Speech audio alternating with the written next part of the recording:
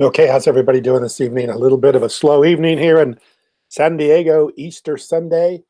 Not a lot happening, but I thought I'd do a video because I do a video every single night. So, first of all, I want to talk a little bit about the price. Actually, prices slid a little bit, so you might be careful about the shorts. A lot of times when we have these momentary drops in price, it's because of shorting, somebody shorting the EOS token. So I'd be a little bit weary of that right now. So it is $5.21. It's been up over 550, 570, I think, high. But I'm hoping for a little bit better price here by the end of the month. Of course, I have a prediction there. I don't know if it's going to make that prediction, but I'm thinking right now there's a few shorts out there. As soon as those get covered up, then price will be back up there to where it was, maybe a little bit higher. I don't know if it could break $6 by the end of the month, but hopefully we're going to see higher prices by the end of the month. And then since we've got the June announcement coming up, maybe into May, June, we can see a lot higher prices. So this is probably a nice entry point. Nobody knows, but like I say, based on what I've seen here in the previous couple of weeks and what I see in the future, I think it's kind of a nice place to get involved. So anyway, what I want to talk about tonight is I want to talk about how crypto, I pose that question, is crypto our only hope? Our only hope. And I'll explain what I mean by that. That's kind of a broad statement. Is crypto our only hope? It sounds a little bit overdone. But as I search the internet and as I watch videos and I'm very interested in a lot of things. I'm interested in everything. I'm interested in business. I'm interested in business, economy, law. I'm interested in a number of things. And I've noticed a little bit about people being very desperate here recently, and a lot of hopelessness and a lot of despair. And I can understand that. There's uncertainty about the economy. There's uncertainty about money. There's uncertainty about future, retirement. There's just a lot of people that have a lot of fear right now. And I can kind of start to see it in videos coming out. I'll watch someone's YouTube channel, and they have a YouTube channel, for instance, about maybe welding or mechanics, of which I'm interested in those too. And all of a sudden, one day they came out with this video about how all about immigration, and we need to protect our borders. And we need to send vigilante people down to the borders to protect our borders. I mean, just way out of left field. It's like somebody all of a sudden just starts talking about borders when it isn't even their general topic that they talk about. And they're frustrated. You can tell they're frustrated with whatever it is that's going on, and they see the news and they're getting all excited and they're getting worried about the future and about the borders and about immigration and all these things. And there's kind of a void out there that people don't understand, and they're looking for some answers and some solutions. And of course, whether you like the current administration, you do or don't, they bring a lot of these issues out. They give these issues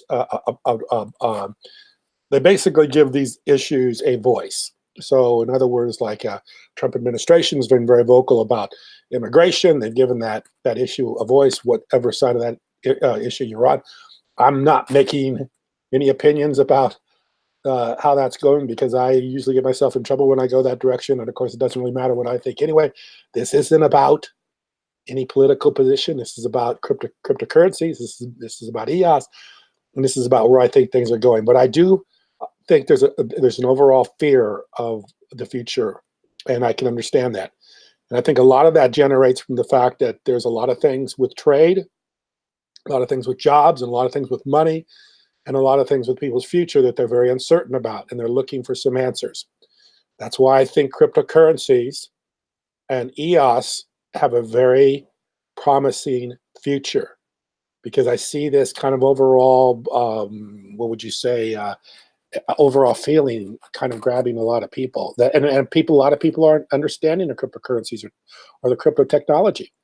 But I think if they understood it more, they could see a future that they're not seeing right now. And it's interesting because I watch Brendan Bloomer's tweets. I watch Dan Lammer tweets, and I find that they are almost as much in government issues and political issues as they are in blockchain issues.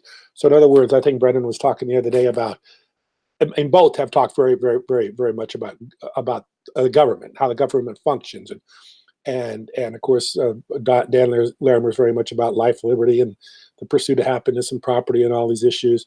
Brendan Bloomer seems to be a free market type of person too, where they're looking for government not to solve problems, but for individuals and for people to solve problems themselves. So this is like self-governance, the technology behind blockchain.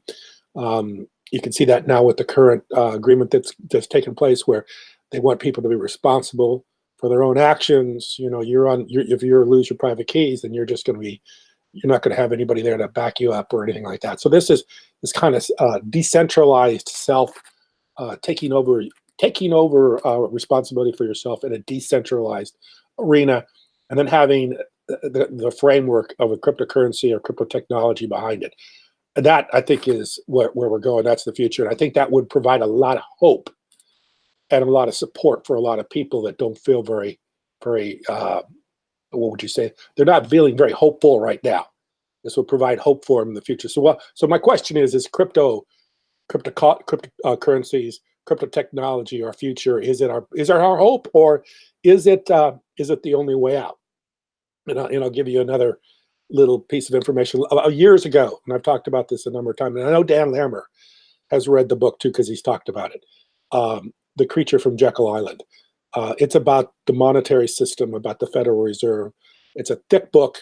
It's an interesting read. It goes really quickly, but it talks about how our current systems of money are really obsolete. I mean, they haven't worked for a long time.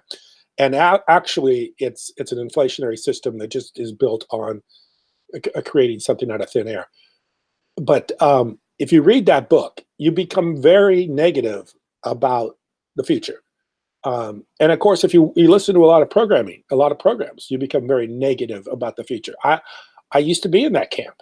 There's people out there like Alex Jones, if you like him or dislike him. I mean, he brought a lot of things out. Donald Trump is bringing a lot of things out right now.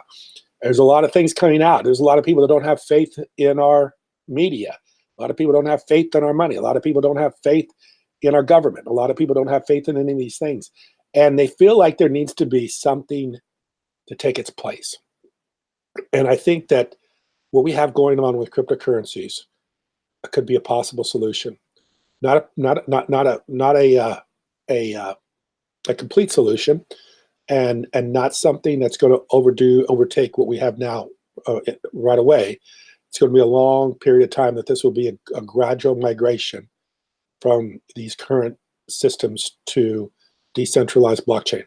And what I see happening are the two running concurrently together, the blockchain running alongside current systems. And as people start to see the current systems aren't working as well as what we could produce, or how we could develop on the blockchain, and we'll start to see things migrate over to the blockchain. Just like with the internet. In the beginning, people would shun the internet. They didn't want to be on the internet. They wouldn't have to learn the computers. They wouldn't have to learn how to be on the internet. Now, people want to be on the internet. People are diving in and getting more of it. I mean, used to be at one time companies didn't care about a website, and obviously now they have to have one, or they really aren't even considered a legitimate business. I mean, if you're not on the Google Maps, if your business isn't showing up someplace on the internet, then it's almost like you're not in business. And so many businesses are just using Facebook, which is a way of getting yourself out there and putting yourself out there. That's why Facebook has gotten so popular. It's a free way of putting yourself on the internet. And so many people are taking advantage of that. That's something a few years ago people would probably not be so interested in doing. In fact, I remember when people didn't want to be on the internet. I've actually talked to people that thought that being on the internet was kind of an invasion of their privacy. I don't want to be on the internet, because if I'm on the internet, too many people can see everything about me. So I feel like that was an invasion of privacy. So they didn't want to be up. But now you could see, obviously, cell phones, the internet, business on the internet is obviously something everybody realizes is not anymore an option. It's actually it's mandatory. You've got to do it. And I think blockchain will start to be that way in the future too. So many advantages to blockchain. So many things about blockchain that give us so many advantages over just decentralized systems. So yes, I do believe crypto is the answer. I believe crypto could bring a lot of people some feelings of security about the future, and cryptocurrencies and crypto technology can be a huge place for people to be involved by working in this technology. It's not just a few cryptocurrencies out there that are starting up. I mean, there's a whole industry, whole technologies that are just getting underway with cryptocurrencies. And the more people learn and understand, the more there's an opportunity for you to be there or have something to do with it. Just as we're doing with the challenge application. I mean, we feel like the challenge application being able to track people or be able to have you at a point in time and is a benefit of you. I mean, to be able to have some place where you can be and earn a reward for being there. I mean, that's a huge technology that's all available now, and being able to put that on the blockchain as well as being able to earn a reward for that.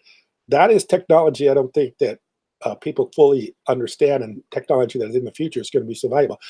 Think about businesses, how they're want to attract people to their location, and being able to do that via GPS or via cell phone, knowing where you're at on your cell phone.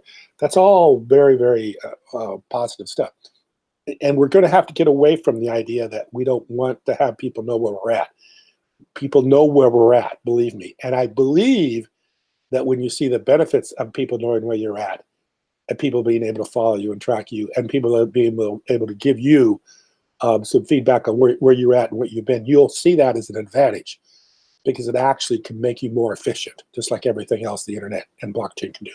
It'll make you more efficient, give you a way to be able to earn some ways of actually trading your positioning for some value, where you're at for some value. You're giving up your value, you're where you're at, but in return for that, you're getting something in return. Just like making a post on Steemit, or just like making a post on YouTube. You're given content, but you're getting something back. You're getting on Steemit, you're getting paid. On YouTube, you get a monetary, you get a what do they call it? Monetization, but you get something for putting something up. So this is the same thing as with the cell phone, being able to know where you're at, and being able to use that and have that information all put in to a decentralized system, and letting people know, hey, if I go to a certain place, someplace, that I'm going to be able to get a reward, maybe a discount, maybe something that will give me some benefit. So these are all trends and things that are coming about. Very interesting. So I think that cryptocurrency is a technology, is a future, is a way for people to have some hope that they don't have right now. And like I say, I see a lot of people right now that are feeling pretty negative about things. So hopefully the future is much brighter. I think it will be. I think cryptocurrency is definitely going to be a way for people to feel better about the future. So that's what my Easter Sunday talk is about a future with cryptocurrency, a future I think is much brighter, and I think a future that's inevitable. I think without cryptocurrency, we would be in a world of hurt, because there really are a lot of broken systems out there that aren't working, that everybody very well knows, and everybody brings out almost every day about how things don't work. Our legal system's broken, our everything's broken, and if you don't fix it, then it's just going to make life much more difficult for so many more people, and it make more difficult for people to survive in this world, and financially survive in this world, and financially survive and have a future, and a prosperous future. So I do believe blockchain is prosperity for our future, and I think it's a good way for everybody to have a future, is to be involved with it. So anyway, I appreciate you listening. Thank you very much.